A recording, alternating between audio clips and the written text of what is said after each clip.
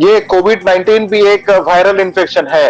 Virus अपने आप में कोई जान नहीं होती है, उसमें वायरस में अपने आप कोई जान नहीं होती है। वायरस नाम के तरह ही आपको दिखेगा कि ये प्लांट के ऊपर में, पौधे के ऊपर में जो वायरल इन्फेक्शन होता है। तो ये वायरस ट्रांसमिट कैसे होते हैं? वायरस अपने आप कहीं पर भी ट्रांसमिट मतलब जा नहीं सकते हैं।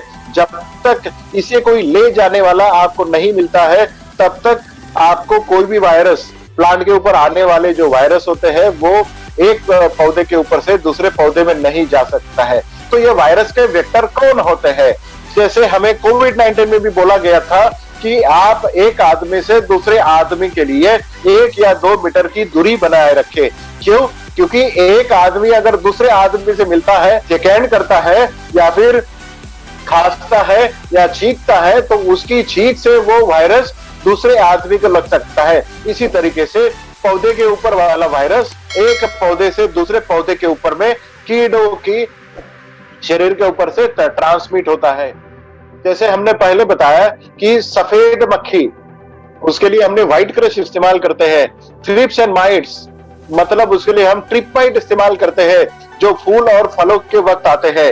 या फिर मावा तुड़तुड़े, या फिर एफिड्स एंड जैसिड्स, ये जब आपकी खेत के ऊपर आते हैं, मतलब रस चूसने वाले कीड़े आपके खेत के ऊपर, पौधे के ऊपर जब आते हैं, तो वो वायरस को आपको एक पौधे से दूसरे पौधे के ऊपर ले जाते हैं। जब भी वायरस एक पत्ते से दूसरे पत्ते के ऊपर जाता है, तब आपको ये पता चलता है कि वायरस पहले जिस जगह पे गिरा हुआ है, उस जगह पे पहले अंदर जाएगा। अंदर जाने के बाद में छोटा सा पीला दाग वहां पर दिखेगा। जब पीला दाग दिखेगा, तभी आपने समझ लेना चाहिए कि पत्तों के ऊपर में दाग, पीला दाग हो गया, इसका मतलब वायरल इन्फेक्शन आपका शुरू हो गया है। वायरल इन्फेक्शन आपका अगर शुरू हो गया है, तब आपने वायरस का इस्तेमाल करना है। ये क्या करता है? वायरस जब आपके पौधों के ऊपर छिड़काव होता है, तो आप देखना है कि पत्ते पीले पड़ना, हर पत्ता पीला पड़ना कोई वायरस नहीं होता है। तो वायरस अगर कैसे पहचाना जाए, तो एक मैं आपको बताता हूं कि पत्ते जब पीले पड़ते हैं, अगर आपने देखा कि पत्तों में नसें होती है, ग्रीन कलर की नसें होती है, तो ये ग्रीन कलर की नसें जब आपकी पीली पड़ती है, हरी नसें जब आपकी पीली पड़ती है, तब वायरस का अटैक आपकी पौधों के ऊपर होता है। बट बाकी पत्ता आपका हरा रहता है, बट नसें पीली पड़ती है। आप समझने की कोशिश करें, पत्ते पीले पड़ना, हर पत्ता पीला पड़ा हुआ वायरस का पत्ता नहीं होता। पत्ते में जब नसें हरे कलर से अगर पीली हो जाए, तो वहां पर वायरस का अटैक होता है। और पत्ते जो पीले होते हैं, अगर नसें हरी है और बाकी का पत्ता अगर पीला होता है, तो वो वायरस नहीं है, वो किसी खाद का या सूक्ष्म अन्य द्रव्यों का अटैक हो सकता है, या फिर कमी के कारण ये हो सकता है। तो आप वायरस का पत्ता जानना बहुत जरूरी है। वायरस के ऊपर में, वायरस जिस पत्ते के ऊपर में आया है, जब आप छिड़काव करते हैं, तो जो दाग, जो नसें पीली पड़ी हुई है, वो नसों को वहीं पर रोकथाम करता है, और वो वायरस को, ऑस्ट्रेलिया को दूसरी तरफ नहीं बढ़ने देता है। और ये बढ़ने के लिए पौधे का अंदरूनी शक्ति को, जिसको हम इम्यून सिस्टम बोलते हैं, अंदरूनी शक्ति इस तरीके से बढ़ता है कि पौधा अपने आप अपने वायरस के साथ में फाइट करता है, और उससे वो बाहर निकलता है। और उस वायरस को कभी भी आपकी पौधे की तरफ से कोई अन्य द्रव्य या फिर खाना नहीं मिलने के कारण वायरस वही मर जाता है। जो पीला दाग आपके पत्तों के ऊपर पड़ा है, तो वो वायरस का दाग 2 या 3 दिनों में अगर खाना नहीं मिलता है, तो 72 घंटों के बाद में वो ब्राउन कलर का या कथिया कलर का होता है, और वो पत्ता नीचे गिर जाता है। कुछ चीजें मैंने आपके सामने बताई है। पहला पिक्चर आपको दिख रहा होगा कि ये पिक्चर है टोमेटो का। टोमेटो में जो वायरस आता है, वो वायरस, मिर्ची के ऊपर में जो वायरस आता है वो दिख रहा है। ककड़ी या लौकी या तुरई में जो वायरस आता है, वो वायरस तीसरे इसमें दिख रहा है। चौथे इसमें आपको वायरस दिख रहा है जो टोबैको का, तंबाकू का पान है उसमें दिख रहा है। नीचे वाला पत्ता आपको भिंडी का दिख रहा है, तो भिंडी में भी ये वायरस बहुत जबरदस्त आता है। उसके बाजू वाला इसमें आपको पपैया दिख रहा है, उसमें भी वो वायरस बहुत आता है। अंगूर में ये वायरस आता है। वायरस हर प्रकार की सब्जियों में, हर प्रकार के फलों के इसमें आता है।